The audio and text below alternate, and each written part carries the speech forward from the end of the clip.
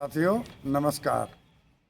आज सहारा इंडिया का स्थापना दिवस 1 फरवरी 2026 को 49वां स्थापना दिवस है। स्थापना दिवस के अवसर पर सहारा इंडिया भवन कपूरथला कॉम्प्लेक्स अलीगंज लखनऊ का ये सहारा इंडिया भवन का नज़ारा आप लोग देखें। धन्यवाद। साथियों ये सहारा इंडिया भवन है जहाँ से पूरे हिंदुस्तान में तरह तरह के शाखा सेक्टर ब्रांचें खोलकर रीजन खोलकर यहाँ के प्रबंधकों के ने निवेशकों का धन लूटा। साथियों आज मैं जनपद बाराबंकी से लखनऊ को आया था कि मैं यहाँ के कुछ प्रबंधकों को वरिष्ठों से मिलूँगा और निवेशकों की बात रखूँगा, लेकिन मैं सहारा इंडिया भवन पे सुबह 11 बजे से आया हूँ, जहाँ पे बताया जा रहा है कि DK श्रीवास्तव जी राष्ट्रीय सहारा की टावर जो सहारा का है उसमें बैठे हुए, उनसे मिले जा कर के, और ये कार्यालय रेरा द्वारा सीज कर दिया गया है।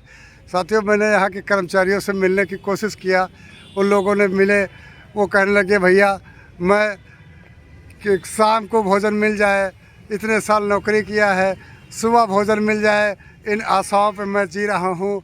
और ये सहारा इंडिया ट्रेड सेंटर है, सहारा इंडिया भवन है, मैं सहारा इंडिया के टावर को भी गया, लेकिन साथियों वहाँ से भी जो कुछ पा रहे हैं, जो कुछ खर्चा कर रहे हैं, उन्होंने बताने से इनकार कर दिया।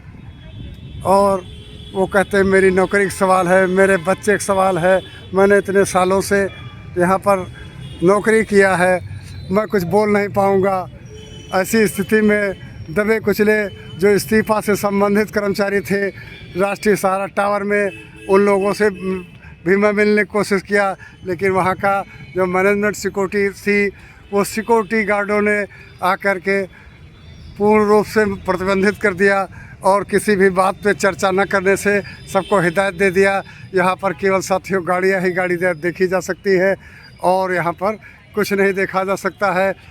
ये सब लुटेरे देश में जो सहारा के हैं वो कहाँ गए, इस बारे में पता नहीं चल रहा है। DK श्रीवास्तव OP श्रीवास्तव का साढ़ू भी है। साथियों अब इस बारे में क्या किया जाए, मैंने सभी बिल्डिंगों में जाने की कोशिश किया, लेकिन गार्डों के द्वारा रोक दिया जाता है।